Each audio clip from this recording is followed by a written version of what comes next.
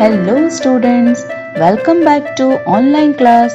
I Ambalika Sharma, your social science teacher, is going to teach you the second chapter of history of class 8, that is From Trade to Political Supremacy, Colonial Rule in India. In this you are going to study about what lured the Europeans to India, mercantilism, origin of East India Company, the East India Company's European rivals, Battle of Plassey, Battle of Buxar, the concept of dual government, the subsidiary alliance, Anglo-Mysore Wars, Anglo-Maratha Wars, annexation of Sindh, annexation of Punjab, policy of doctrine of lapse, administrative structure of India under the British rule. So let us begin the chapter. Children, do you know what attracted European country to India? Colonial India was the part of the Indian subcontinent that was under the jurisdiction of European colonial powers during the Age of Discovery. European power was exerted both by conquest and trade, especially in spices. Trading rivalries among the seafaring European powers brought other European powers to India. European trading companies were attracted to India because of number of reasons. The European trading companies purchased goods at cheaper and sold them in Europe at higher prices. The fine qualities of cotton and silk produced in India had a big market in Europe. Now let us see mercantilism. Mercantilism, also called commercialism, is a system in which a country attempts to amass wealth through trade with other countries, exporting more than its imports and increasing stores of goods and precious metal. The policy of mercantilism adopted by the British was the principal reasons.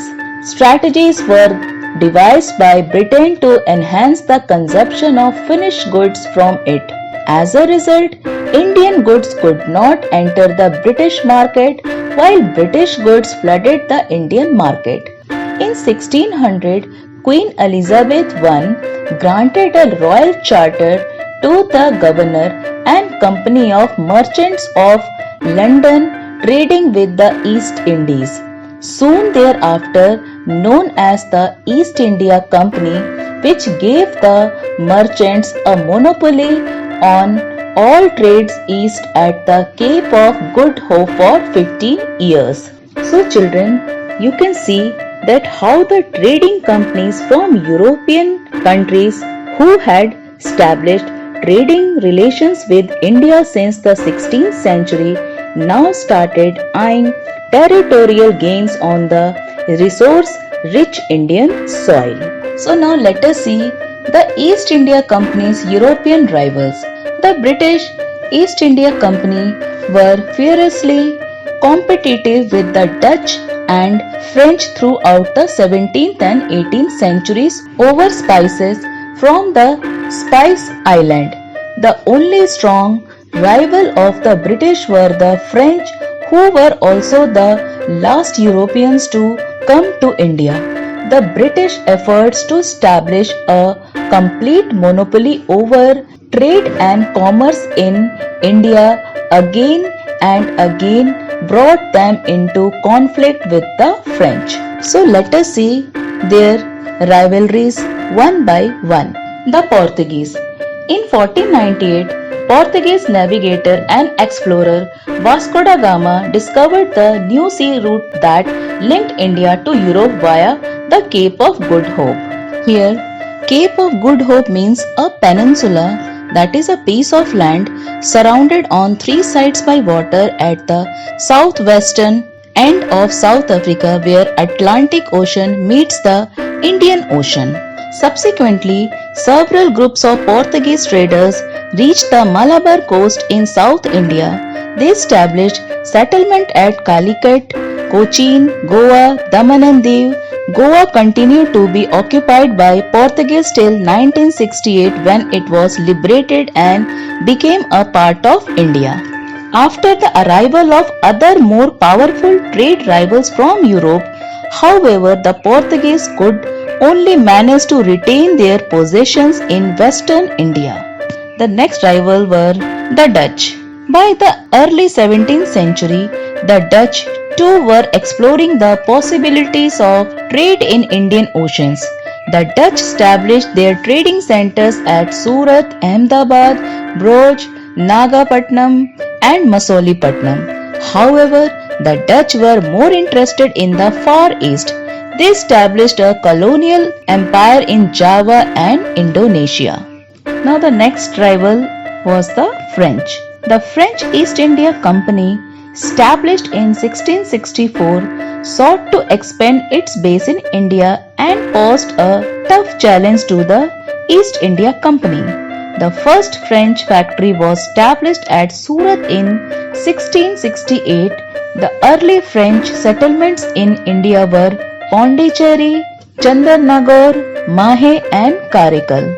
When Dupleix was appointed the governor of the French East India Company in the mid-18th century, his ambition of establishing a French Indian empire brought him in direct conflict with the East India Company.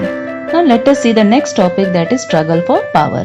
After the establishment of trading companies by the various European powers, a conflict broke out among them.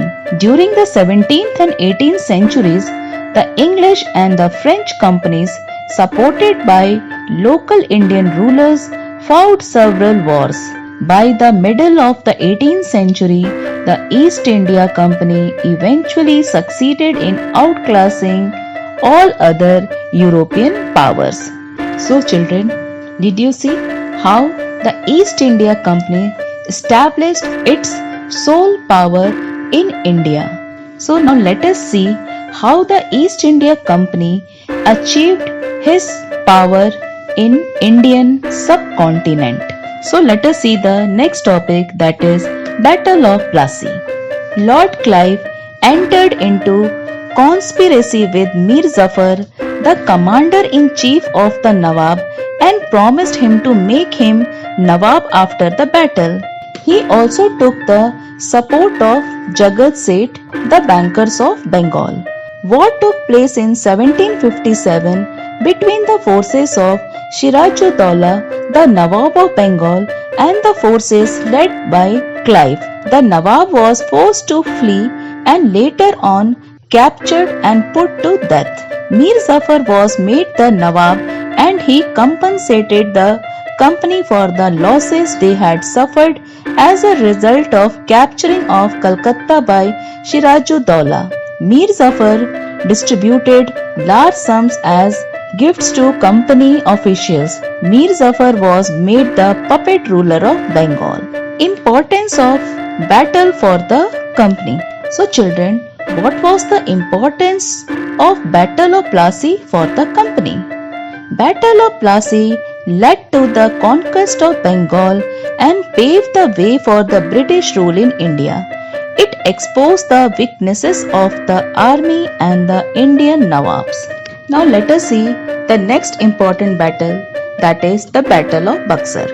The company was only interested in expanding trade and was not keen to take over administration of territories, but this was getting difficult as the puppet Nawab was not as helpful as anticipated. Mir Zafar was ultimately replaced by Mir Qasim, the son-in-law of Mir Zafar. Mir Qasim also did not come up to the expectations of the company as he gave parallel trading rights to the Indian merchants and started to strengthen his army.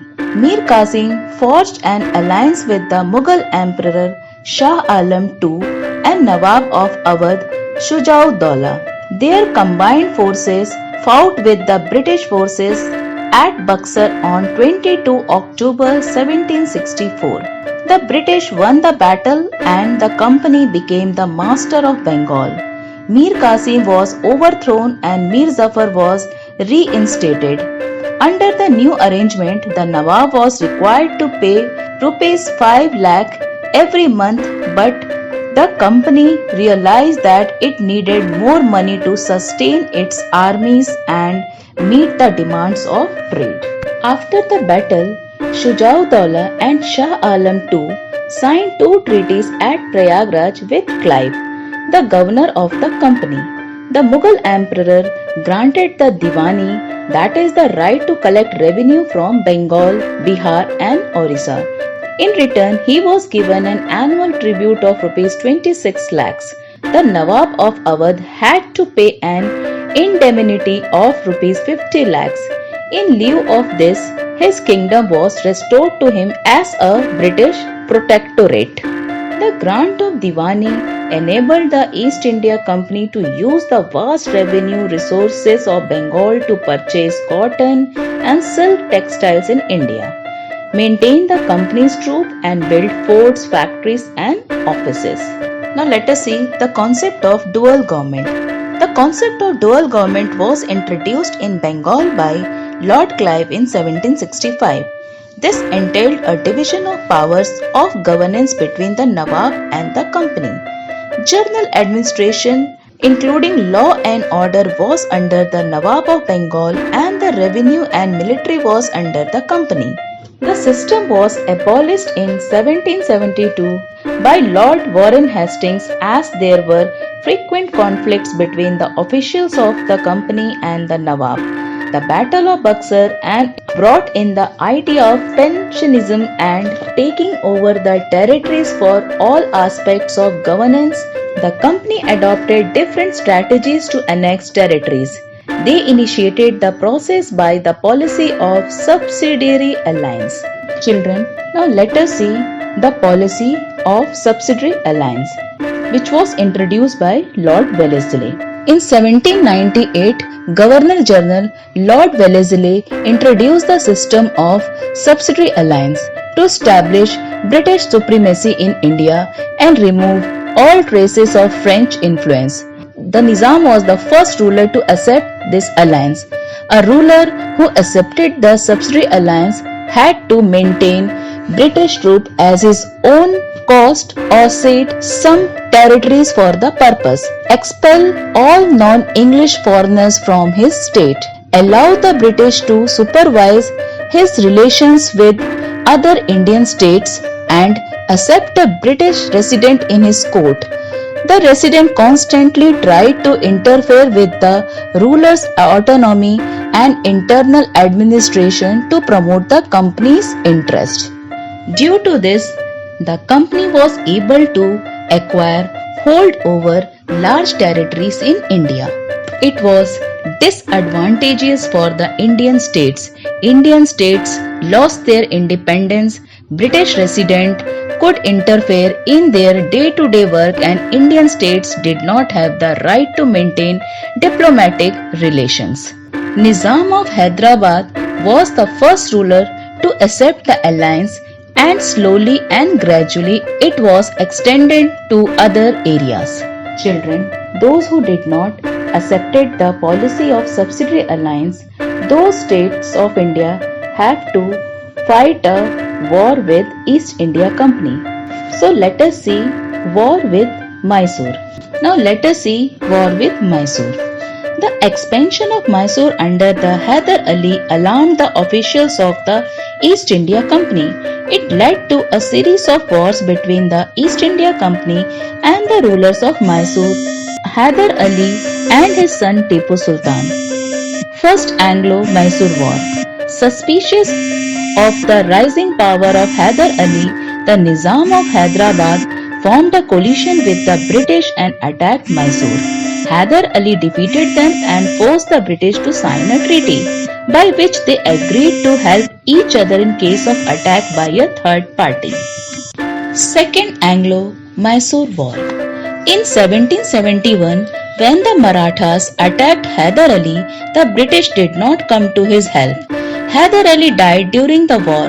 His son Tipu Sultan continued the war, which finally came to an end in 1784 with the signing of the Treaty of Mangalore.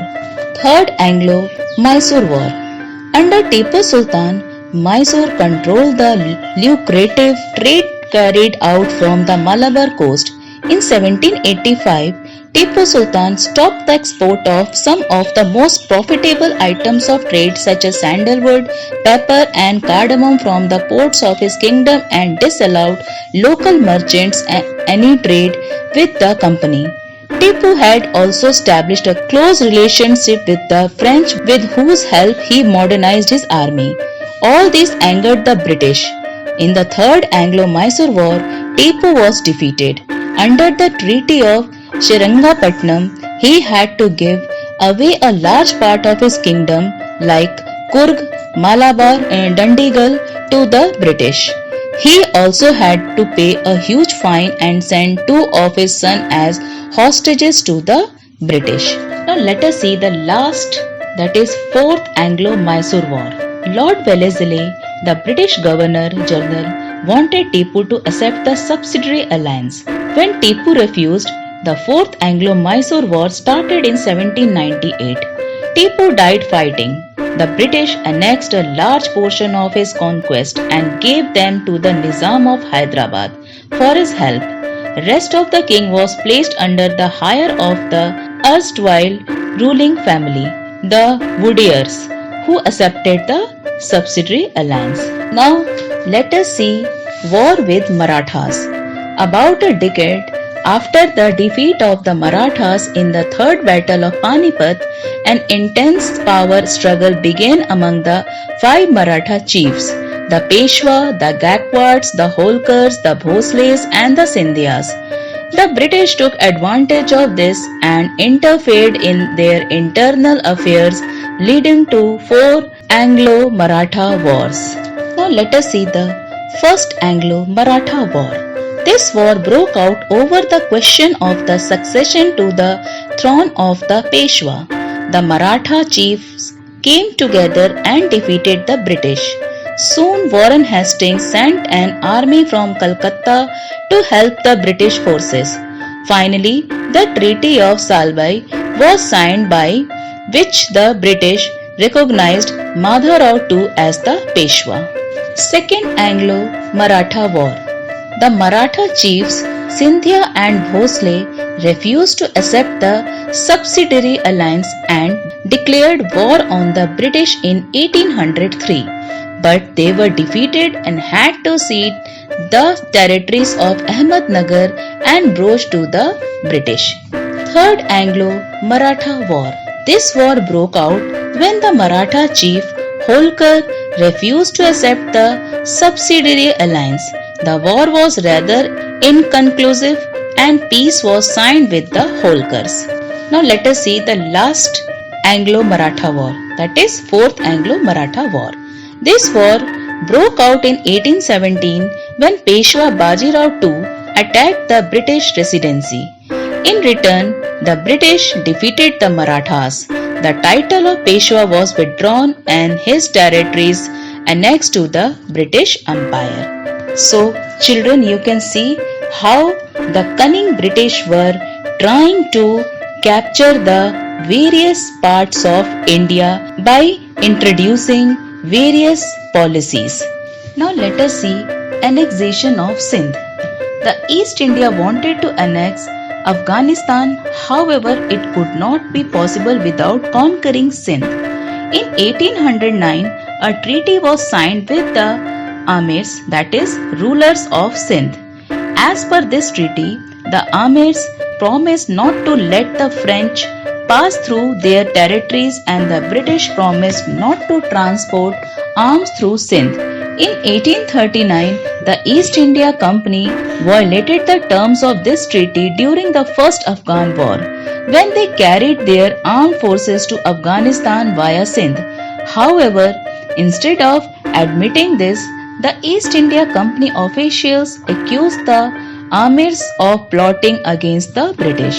Sindh was finally attached and annexed by Charles Napier in 1843. In the late 1830s and early 1840s, the East India Company fought a long war with Afghanistan and eventually established indirect company rule there. Let us see annexation of Punjab. Maharaja Ranjit Singh had consolidated number of mists into a kingdom. He is regarded as the last of independent Indian rulers.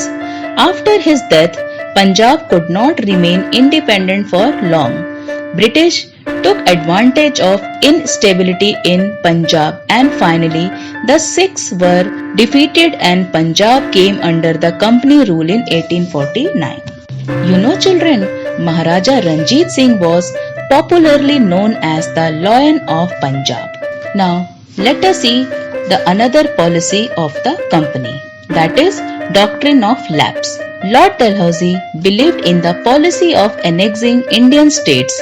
He applied the policy of doctrine of lapse to acquire hold over number of states like Satara, Nagpur, Jhansi, Udaipur, Sambalpur, etc. According to this policy, if the ruler of any dependent state died without leaving any heir, that is son, his state would lapse or go back to the British Company. East India Company had become a paramount power in India. Dependent states could not pass on the power to the adopted son without the permission of the paramount power.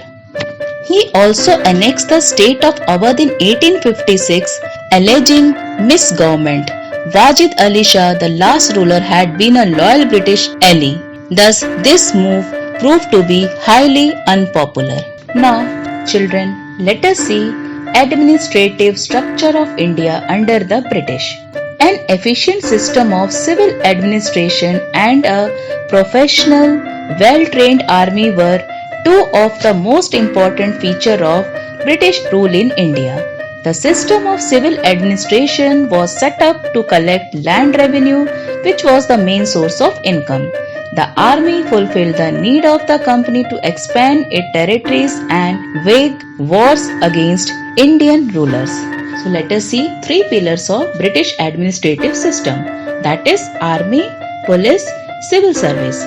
Army.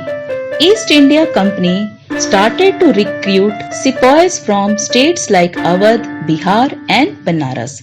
They followed a policy of discrimination. Indians were denied high positions. Soldiers were given proper training to fight and new muskets and matchlock were also introduced. Here, muskets means a heavy gun used by soldiers. Matchlock means a gun in which the powder was ignited by a match. The British Army was well disciplined and very well trained. Police. Lord Cornwallis organized a proper police force. Thanas were established and darogas were made in charge of thanas, that is police station. Several police stations were put under the administrative control of a district. Civil service. Lord Cornwallis created Indian civil service for the proper administration of the British territories.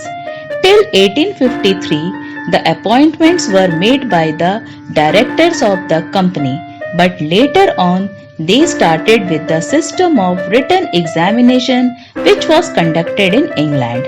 For a long time, Indians were excluded from this service. Later on, Indians were allowed to give the examination, but they were given subordinate posts. Now let us see the judiciary system. Justice was enforced through a system of civil and criminal courts. Let us see judiciary system. Justice was enforced through a system of civil and criminal courts. The courts were presided over by English but were assisted by the Maulvis and Hindu Pandits for the interpretation of traditional laws prevalent in India. In 1775, 11 Pandits compiled a digest of Hindu laws and N.B. Halhed translated it into English. By the Regulating Act of 1773, a Supreme Court was set up at Calcutta. You know children, Lord Cornwallis is generally regarded as the father of Indian civil administration. It was during his tenure as the Governor General that the structure of an independent civil service was put in place. So children, this was all about the chapter. You saw that India stood divided in the hands of many rulers and many getting fragmented into smaller political states. The trading companies from European countries who had established trading relations with India since the 16th century started eyeing territorial gains on the resource rich Indian soil. You will read more about the colonization of India in the upcoming chapters. Now, children, go through the chapter thoroughly and try to complete the exercises in the book. Thank you. Stay home, stay safe, and stay happy.